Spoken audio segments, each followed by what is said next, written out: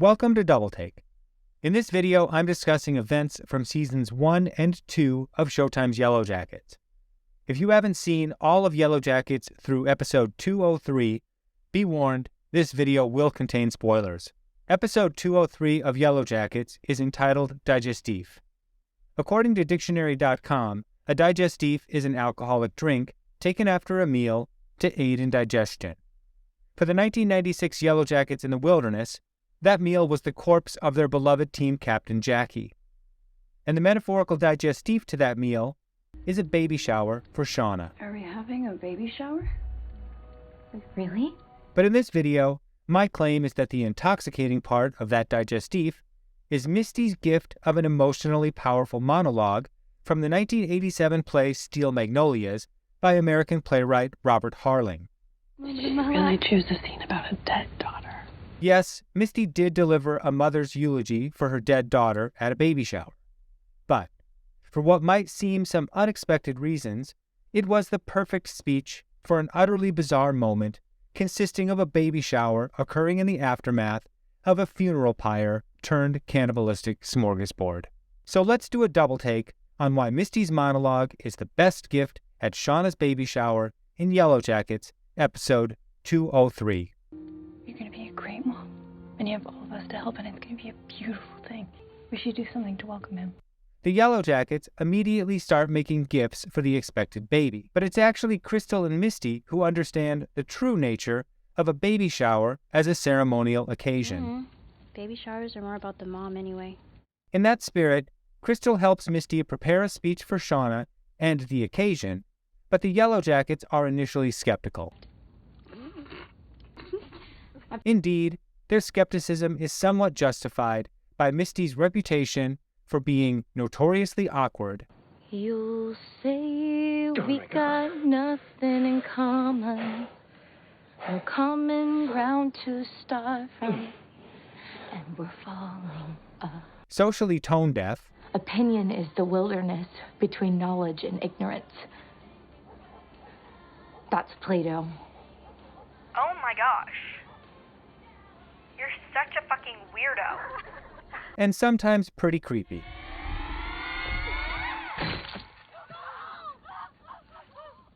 And yet, despite all the valid skepticism, Misty's monologue elegantly and beautifully captures what the ancient Greek philosophers of persuasion called kairos, or the right, critical, or opportune moment.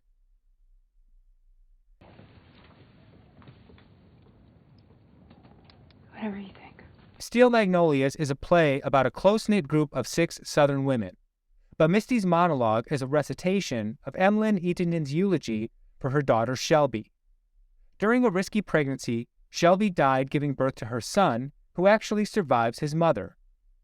In the Academy Award-nominated movie adaptation of Steel Magnolias, Emlyn's eulogy was heartbreakingly performed by 3-time Academy Award-winning actress Sally Field. As an actor, it was so fun to read that and be like, oh my god, hopefully Sally will be happy with what I did. I suspect Sally would be very happy indeed. And to explain why, I will evaluate Misty's recitation of Emlyn's eulogy for Shelby as a persuasive speech, suited to the unique occasion of an explicit baby shower and implicit funeral.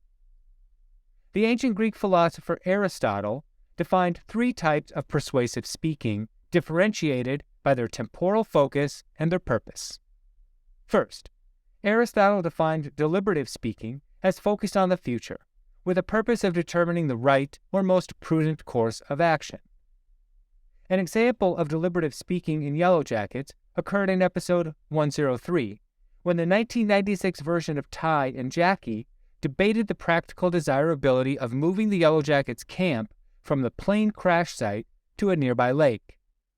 Jackie argued the right course of action would be for the Yellowjackets to remain at the plane to increase their chances of rescue, while Ty argued that the team needed water and could leave a note identifying their whereabouts for any future rescuers. After a period of deliberation and voting, Ty's argument was more persuasive. It was determined that moving to the lake would be the more prudent or advantageous plan. Second, Aristotle defined forensic speaking as focused on the past, with a purpose of determining what is or is not true. Forensic speech is what lawyers use when arguing about a defendant's innocence or guilt. An example of forensic speaking from Yellowjackets occurred when Ty called Shauna out for braiding dead Jackie's hair and for doing her makeup. Because the evidence of Jackie's altered corpse was available for all to see, and because Shauna did not dispute Ty's speech, the group determined that Shauna was guilty for doing creepy stuff with dead Jackie and ultimately agreed with Ty to burn Jackie's body, setting into motion the eventual act of cannibalism requiring the titular digestif of episode 203. Third, Aristotle defined ceremonial speaking as focused on the present, with the purpose of uniting the audience under a common set of values and/or emotions. Whereas deliberative and forensic speaking relies on logical argumentation and is reserved, ceremonial speaking relies on emotion and is dramatic or showy. Misty's monologue is a ceremonial persuasive speech, and as a metaphorical digestif, it is perfectly suited to two ceremonial occasions. The first and apparent occasion is Shauna's baby shower, but the second is the unacknowledged eulogy for Jackie and the sacrifice her body became for the Yellowjackets' survival, and most especially for this occasion, the potential survival of Shauna's baby. When disposing of what's left of Jackie's corpse at the crash site, Nat says, "I'm sorry for what we did.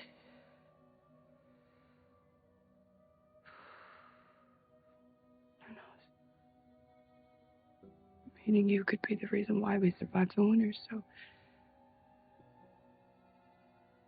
thanks." Misty's speech works because it provides the Yellowjackets with a way to emotionally make sense of their cannibalizing of Jackie's corpse under the noble theme of birth present at Shauna's baby shower. In the Poetics, Aristotle identified this kind of emotional experience as the process of catharsis, or purging unstated emotions in response to a dramatic performance. Although the Yellowjackets don't seem to have the words to express their feelings about cannibalizing their beloved friend and team captain Jackie, Ty's surprised response to her alter ego's act of cannibalism suggests a common feeling of anguish, defined by the social psychologist Paul Ekman as the combination of sadness and anger. More broadly, Lottie contextualizes the Yellowjackets' emotional distress about cannibalizing Jackie's corpse as an act of hope when she observes that Jackie would have wanted it for Shauna, and even more, Jackie would have wanted it for the baby. It's what she would have wanted. Maybe not for the rest of us, but for you. For the baby. Again, to cite the social psychologist Paul Ekman, hope is experiencing the worst but expecting the best. In this case, the worst was the act of collective cannibalism, but the best is that act's value for the group's survival and ultimately for the survival of Shauna's baby.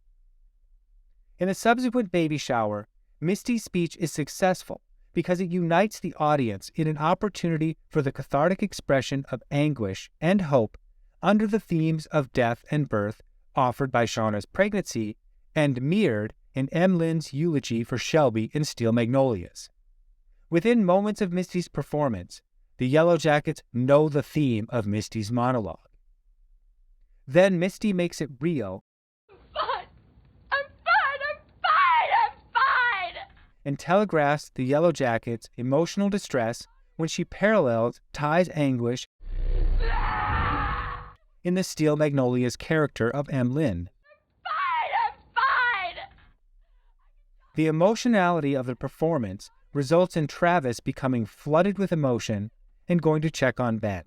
This has got to be the weirdest baby shower ever. Research conducted by social psychologist John Gottman reveals that men are 80% more likely than women to become flooded by strong emotions, resulting in a tendency to withdraw from the emotional situation. For those who stay, the intensity and authenticity of Misty's emotional performance is infectious. Psychological research shows that when people observe or receive another person's nonverbal emotional displays, especially in the face and voice. They involuntarily experience their emotions in a process that Cacioppo and Petty called emotional contagion. When facial and vocal emotional displays are combined with an emotionally consistent verbal message, a complete emotional experience can be ignited among observers of that communicative display. The anguish displayed by Misty's face and voice is underscored by the line, God, I want to know why! Why? Given that Jackie's death is the most recent and most immediate death experienced by Misty's audience, they likely read Misty's line as referring to a need to know why Jackie's life is over. The hope and theme of birth is faintly heard off-camera while the action shifts to Travis and Ben. Since we can't see or fully hear Misty's performance of that part of Emlyn's eulogy, we can enjoy Sally Field's performance of the relevant lines. I want to know why. I want to know why Shelby's life is over. I want to know how that baby will ever know how wonderful his mother was. Will he ever know what she went through for him? Oh, God, I want to know why! Why? Just as Shelby died so that her son could be born, Jackie died so that Shauna's child might also be born, and by extension, the Yellowjackets might survive the wilderness. Uncharacteristically, the Yellowjackets find themselves in rapturous attention to Misty as the conclusion of her monologue shapes their anguish over cannibalizing Jackie into the emotional catharsis they all need. I want to hit somebody until they feel as bad as I do. God, I want to hit them. I want to hit something. I want to hit it hard. And thus, Misty's speech was the best gift at Shauna's baby shower. In an act of superlative, ceremonial speaking, Misty used a showy performance to unite the Yellowjackets in a common catharsis of anguish at their loss of Jackie and hope that Jackie's body and memory will live on in Shauna's baby and just perhaps in their own lives beyond the wilderness. If you enjoyed this double take, click the like button and subscribe for more double takes on Yellowjackets and other television shows or movies.